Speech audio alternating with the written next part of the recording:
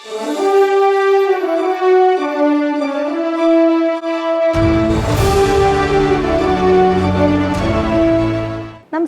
15ാം കേരള നിയമസഭയുടെ 11ാം സമ്മേളന വിശേഷങ്ങളിലേക്ക് സ്വാഗതം. 11ാം സമ്മേളനത്തിന്റെ 11ാം ദിവസമായ ഇന്ന് സാധാരണ ബിസിനസ്സുകൾക്ക് ശേഷം അനൗദ്യോഗിക അംഗങ്ങളുടെ പ്രമേയങ്ങളും സഭ പരിഗണിച്ചു.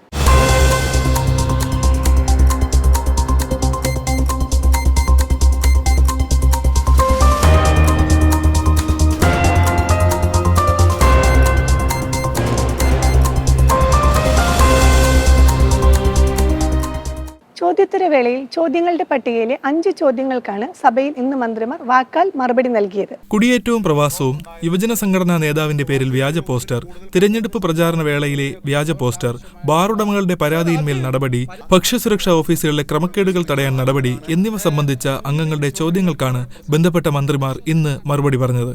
ലോക കേരള സഭയിൽ സാധാരണക്കാരായ പ്രവാസികളുടെ പങ്കാളിത്തം ഉറപ്പുവരുത്തിയിട്ടുണ്ടെന്ന് മുഖ്യമന്ത്രി ചുമതലപ്പെടുത്തിയത് പ്രകാരം പാർലമെന്ററി കാര്യ വകുപ്പ് മന്ത്രി ശ്രീ എം രാജേഷ് സഭയെ അറിയിച്ചു. ലോക കേരള സഭയിൽ വലിയ തോതിൽ സാധാരണക്കാരായിട്ടുള്ള പ്രവാസികളുടെ പ്രാതിനിധ്യമുണ്ട് എന്നത് ഇപ്പോൾ എല്ലാവരും തിരിച്ചറിയപ്പെടുകയും അംഗീകരിക്കപ്പെടുകയും ചെയ്തിട്ടുള്ള കാര്യമാണ്. ഇത് സാധാരണക്കാരുടേതല്ല എന്ന പ്രചരണം നടത്തിയവർക്കും പിൻവാങ്ങേണ്ടി വന്നിരിക്കുന്നു. കാരണം നമ്മൾ ഓരോ ലോക കേരള സഭയിലും കാണുകയാണ് ഡൊമസ്റ്റിക് വർക്കേഴ്സ്, ലേബർ ക്യാമ്പുകളിൽ അവിടെ പണിയെടുക്കുന്ന തൊഴിലാളികൾ, അവരുടെ എല്ലാം പ്രതിനിധികൾ ലോക കേരള സഭയിൽ അംഗങ്ങളായി വരിക മാത്രമല്ല, അവരവരുടെ ജീവിതാനുഭവങ്ങളെ, കൊള്ളുന്ന ജീവിതാനുഭവങ്ങളെ ലോക കേരള സഭയിലൂടെ കേരളവുമായി, മലയാളികളുമായി പങ്കുവെക്കുന്നതിനും ഇത് വേദിയായി മാറി. കുവൈറ്റ് ദുരന്തത്തിൽ മരിച്ച മലയാളികളുടെ കുടുംബങ്ങൾക്ക് സംസ്ഥാന സർക്കാർ പ്രഖ്യാപിച്ച ധനസഹായം എത്രയും വേഗം നൽകുമെന്നും മന്ത്രി ശ്രീ എം രാജേഷ് പറഞ്ഞു. ദുരന്തത്തിൽ മരിച്ച എല്ലാവരുടെയും കുടുംബങ്ങൾക്ക്, ആശ്രിതർക്ക് 5 ലക്ഷം രൂപ വീതം നഷ്ടപരിഹാരം അടിയന്തര മന്ത്രിസഭാ യോഗത്തിൽ തീരുമാനമെടുത്തു. പരിക്കേറ്റവർക്ക് 1 ലക്ഷവും മന്ത്രിസഭാ യോഗം നൽകാൻ തീരുമാനമെടുത്തു. വടകര ലോക്സഭാ തെരഞ്ഞെടുപ്പിനോടനുബന്ധിച്ച് നവമാധ്യമങ്ങൾ വഴി വർഗീയ പ്രചാരണത്തിന് ശ്രമിച്ചത് സംബന്ധിച്ച് കേസെടുത്ത് അന്വേഷണം നടത്തി വരികയാണെന്ന് മുഖ്യമന്ത്രിക്ക് വേണ്ടി മറുപടി പറഞ്ഞ മന്ത്രി ശ്രീ എം രാജേഷ് സഭയെ അറിയിച്ചു. നാട്ടിൽ മതസ്പർദ്ധയും കലാപവും നടത്താൻ ആഹ്വാനം ചെയ്യുന്നതുമായ രീതിയിൽ സമൂഹ മാധ്യമങ്ങൾ വഴി പ്രചരണം നടത്തിയത് സംബന്ധിച്ച് മുസ്ലിം യൂത്ത് ലീഗ് ജനറൽ സെക്രട്ടറിയുടെ ഒരു പരാതിയും പോലീസിന് ലഭിച്ചിരുന്നു. 2 പരാതികളിലും പോലീസ് വിശദവും ശാസ്ത്രീയവും സമയബന്ധിതവുമായ നടപടിയാണ് സ്വീകരിച്ചത്. കണ്ടന്റ് നീക്കം ചെയ്യുന്നതിന് ഫേസ്ബുക്ക് അധികൃതരോട് ആവശ്യപ്പെട്ടിട്ടുണ്ട്. ഒപ്പം പ്രൊഫൈൽ വിവരങ്ങളും തേടിയിട്ടുണ്ട്. സംസ്ഥാനത്ത് ട്രോളിംഗ് നിരോധനം നിലനിൽക്കുന്ന സാഹചര്യത്തിൽ അന്യ സംസ്ഥാനങ്ങളിൽ നിന്നും വരുന്ന മത്സ്യങ്ങളുടെ ഗുണനിലവാരം സംബന്ധിച്ച് കർശന പരിശോധന ഏർപ്പെടുത്തിയിട്ടുണ്ടെന്ന് ആരോഗ്യവകുപ്പ് മന്ത്രി ശ്രീമതി വീണ ജോർജ് വ്യക്തമാക്കി. സംസ്ഥാന വ്യാപകമായി ഇതുമായി ബന്ധപ്പെട്ടിട്ടുള്ള പരിശോധനകൾ നടത്തുന്നുണ്ട്. മുൻകാലങ്ങളെ അപേക്ഷിച്ച് നമ്മൾ നോക്കുമ്പോൾ ഗണ്യമായിട്ടുള്ള വർധന പരിശോധനകളിൽ സംസ്ഥാനത്തുണ്ടായിട്ടുള്ളതും അതോടൊപ്പം തന്നെ നടപടികൾ സ്വീകരിക്കുന്നതിൽ ഉണ്ടായിട്ടുണ്ട് എന്നുള്ളതും കാണാനായിട്ട് കഴിയും. ബഹുമാന്യനായ അംഗം പറഞ്ഞ വളരെ പ്രധാനപ്പെട്ട ഒരു കാര്യമാണ്. അതിൽ ശക്തമായിട്ടുള്ള പരിശോധന നടന്നു വരുന്നുണ്ട്. രാജ്യത്ത് ഏറ്റവും അധികം ഭക്ഷ്യ ഗുണനിലവാര പരിശോധന നടക്കുന്ന സംസ്ഥാനം കേരളമാണെന്നും മന്ത്രി പറഞ്ഞു. രാജ്യത്തെ പൊതു കണക്ക് പരിശോധിക്കുമ്പോൾ ഏറ്റവും അധികം പരിശോധന നടക്കുന്ന സംസ്ഥാനം കേരളമാണ്. അതുകൊണ്ടാണ് ചരിത്രത്തിൽ ആദ്യമായി നമുക്ക് ഭക്ഷ്യസുരക്ഷയിൽ രാജ്യത്ത് 1ാം സ്ഥാനം കഴിഞ്ഞ വർഷം ലഭിച്ചത്.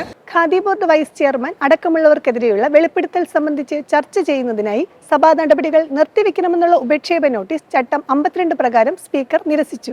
റൂൾ 50 നോട്ടീസ് അനുമതിക്കുന്നത് സംബന്ധിച്ച് ചട്ടം 52 ക്ലോസ് 5 പറഞ്ഞിരിക്കുന്ന ഇപ്രകാരമാണ്: വ്യക്തികളുടെ ഔദ്യോഗിക നിലയിലോ പൊതുകാര്യ നിലയിലോ അല്ലാതെയുള്ള അവരുടെ സ്വഭാവത്തെയോ നടപടിയോ കുറിച്ച് നോട്ടീസിൽ പരാമർശിക്കാൻ പാടില്ല എന്നതാണ്.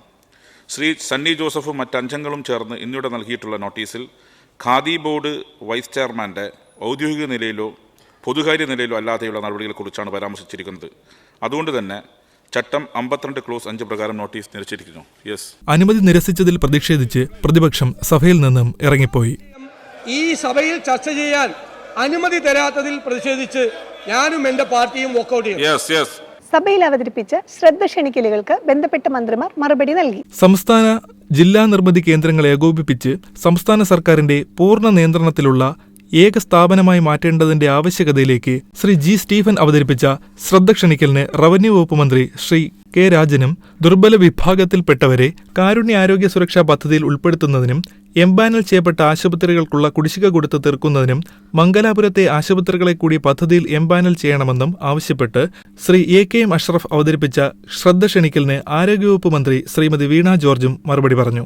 സർ, സംസ്ഥാന നിർമ്മിതി കേന്ദ്രത്തിന്റെയും ജില്ലാ നിർമ്മിതി കേന്ദ്രങ്ങളുടെയും പ്രവർത്തനം ഏകോപിപ്പിക്കുന്ന വിഷയത്തിൽ ഇരു സ്ഥാപനങ്ങളിലെയും പ്രവർത്തനങ്ങൾ സംബന്ധിച്ച് പഠനം നടത്തി ഇത് സംബന്ധിച്ച റിപ്പോർട്ട് ലഭ്യമാക്കുന്നതിന് ഉദ്യോഗസ്ഥ ഭരണ പരിഷ്കാര വകുപ്പിന്റെ വർക്ക് സ്റ്റഡി വിഭാഗത്തെയോ അല്ലെങ്കിൽ ഉചിതമായ മറ്റൊരു ഏജൻസിയോ ചുമതലപ്പെടുത്തി തുടർ നടപടികൾ സ്വീകരിക്കാവുന്ന കാര്യം പരിഗണനയിലാണ്. ഔട്ട് ഓഫ് പോക്കറ്റ് എക്സ്പെൻഡിച്ചർ പരമാവധി കുറയ്ക്കുന്നതിന് വേണ്ടിയിട്ടുള്ള ശ്രമമാണ് സർക്കാർ നടത്തുന്നത്. അത് തീർച്ചയായിട്ടും നല്ല നിലയിൽ മുന്നോട്ട് കൊണ്ടുപോകുന്നതിനാണ്. ഏതെങ്കിലും ആശുപത്രികളിൽ ബഹുമാനപ്പെട്ട അംഗത്തിന്റെ മണ്ഡലത്തിലുള്ള അല്ലെങ്കിൽ കാസർഗോഡുള്ള ഏതെങ്കിലും ആശുപത്രികളിൽ എന്തെങ്കിലും തടസ്സം നേരിടുന്നുണ്ടെങ്കിൽ അതിൽ ഇടപെട്ട് പരിഹരിക്കുന്നതിനും തയ്യാറാണ് സർ. വെള്ളിയാഴ്ചയായതിനാൽ 5 സബ്മിഷനുകൾക്കാണ് ഇന്ന് സഭയിൽ മറുപടി നൽകിയത്. ദേശീയപാതയിലെ റോഡുകളെല്ലാം പൊട്ടിപ്പൊളിഞ്ഞു കിടക്കുകയാണ്. പൈലിംഗ് നടത്തുന്ന ചെളി റോഡിലേക്ക് ഒഴുക്കിവിടുന്നത് മൂലം പൊക്കാളിപ്പാട ശേഖരത്തിലെ ചെളിയിലൂടെ നടന്നാൽ എങ്ങനെയിരിക്കും അതുപോലെയാണ്. ഈ വിഷയത്തിൽ ദേശീയപാത അതോറിറ്റിയുമായി ഒരു പ്രത്യേക യോഗം, കേരളത്തിലെ നിർമ്മാണവുമായി ബന്ധപ്പെട്ട പ്രത്യേക യോഗം തന്നെ ചേരുന്ന കാര്യം ആലോചിക്കുന്നുണ്ട് എന്നുള്ളതും അറിയിക്കുക. ഈ കനാലിന് സ്വാഭാവികമായ വീതിയും ആഴവും നഷ്ടപ്പെട്ടിരിക്കുന്ന ഒരു സാഹചര്യം, സംരക്ഷണ ഭിത്തി ഇല്ലാത്ത സാഹചര്യം കൂടി രൂപപ്പെട്ടിട്ടുണ്ട്. ഇത് അടിയന്തരമായി പരിഹരിക്കുന്നതിനും സ്വാഭാവികമായ നീരൊഴുക്ക് തടസ്സപ്പെടാതിരിക്കാനുള്ള സാഹചര്യം കൂടി പ്രത്യേകമായി പരിഗണിച്ച് വീതിയും ആഴവും കൂട്ടി സംരക്ഷണ ഭിത്തി വേണ്ടത് സംരക്ഷണ ഭിത്തി നിർമ്മിക്കുന്നതിനാവശ്യമായ ക്രമീകരണം കൂടി ചെയ്തു നൽകണമെന്ന് ഈ സബ്മിഷനിലൂടെ പ്രത്യേകം ബഹുമാനപ്പെട്ട ജലവിഭവമന്ത്രി. ഇതുമായി ബന്ധപ്പെട്ട് 2-3 ചർച്ചകൾ തന്നെ ഇതിനോടനുബന്ധമായി ചെയ്യാൻ കഴിഞ്ഞു. അവിടുത്തെ ഒരു പൊതുവിഷയമായി തന്നെ ഇത് കാണുന്നുണ്ട്. ഇക്കാര്യങ്ങളിൽ ഗവൺമെന്റ് കഴിയുന്നത്ര ജാഗ്രത പുലർത്താൻ ആഗ്രഹിക്കുന്നു. അനൌദ്യോഗിക ബില്ലുകളും പ്രമേയങ്ങളും സംബന്ധിച്ച സമിതിയുടെ 13ാമത് റിപ്പോർട്ട് സഭ അംഗീകരിച്ചു. തുടർന്ന് അനൌദ്യോഗിക അംഗങ്ങളുടെ 4 പ്രമേയങ്ങൾ സഭ പരിഗണിച്ചു. ഇന്ന് ശ്രീ എൻ ഷംസുദ്ദീൻ നോട്ടീസ് നൽകിയ പ്രമേയത്തിന്റെ തുടർ ചർച്ചയും മറ്റ് 3 അംഗങ്ങൾ നൽകിയ പ്രമേയങ്ങളുടെ അവതരണവും ചർച്ചയുമാണ് നിശ്ചയിച്ചിട്ടുള്ളത്. ന്യൂനപക്ഷ വിഭാഗങ്ങൾക്കുള്ള സ്കോളർഷിപ്പുകൾ പുനരാരംഭിക്കാൻ കേന്ദ്ര സർക്കാരിനോട് ആവശ്യപ്പെടാനുള്ള ശ്രീ എൻ ഷംസുദ്ദീൻ അവതരിപ്പിച്ച തുടർ ചർച്ചകൾക്കായി ഇന്നേക്ക് മാറ്റിവച്ചിരുന്ന പ്രമേയം ചർച്ചയ്ക്ക് ശേഷം ന്യൂനപക്ഷ ക്ഷേമ വകുപ്പ് മന്ത്രി ശ്രീ വി അബ്ദുറഹ്മാന്റെ മറുപടിയുടെ അടിസ്ഥാനത്തിൽ സഭ തള്ളി. കേന്ദ്ര സർക്കാർ നിർത്തലാക്കിയിട്ടുള്ള പ്രീ മെട്രിക് സ്കോളർഷിപ്പ് ഈ സാമ്പത്തിക വർഷം മുതൽ സംസ്ഥാന സർക്കാർ പുനരാരംഭിക്കാൻ തീരുമാനിച്ച് തന്നെ ന്യൂനപക്ഷ വിഭാഗങ്ങൾ വിദ്യാർത്ഥികളോടുള്ള സംസ്ഥാന സർക്കാരിൻ്റെ പ്രതിബദ്ധതയായി തന്നെ കാണേണ്ടതാണ്. ഈ പ്രമേയത്തിലെ കണ്ടന്റൊക്കെ തന്നെ ഗവൺമെന്റ് ചെയ്തു വരുന്നതാണ്. അപ്പോൾ ഇത്തരത്തിലുള്ള പ്രമേയത്തിന്റെ സാധ്യത നിലനിൽക്കില്ലാത്തത് കൊണ്ട് തന്നെ ഈ പ്രമേയം നിരസിക്കുകയാണ്. ശ്രീ എൻ ഷംസുദ്ദീൻ, അങ്ങയുടെ പ്രമേയം പ്രസ് ചെയ്യുന്നുണ്ടോ? തർക്കമില്ലല്ലോ.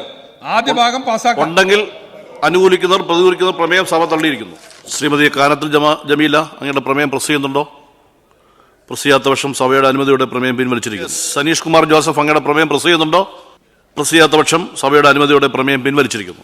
നടപടികൾ പൂർത്തിയാക്കി ഉച്ചയ്ക്ക് 12:30 സഭ ഇന്നത്തേക്ക് പിരിഞ്ഞു. തിങ്കളാഴ്ച സഭ വീണ്ടും സമ്മേളിക്കും. ഓർഡർ. സഭ ഇപ്പോൾ പിരിയുന്നതും തിങ്കളാഴ്ച രാവിലെ 9 മണിക്ക് വീണ്ടും സമ്മേളിക്കുന്നതാണ്. ഇന്നത്തെ നിയമസഭാ വിശേഷങ്ങൾ ഇവിടെ സമാപിക്കുന്നു. നമസ്കാരം.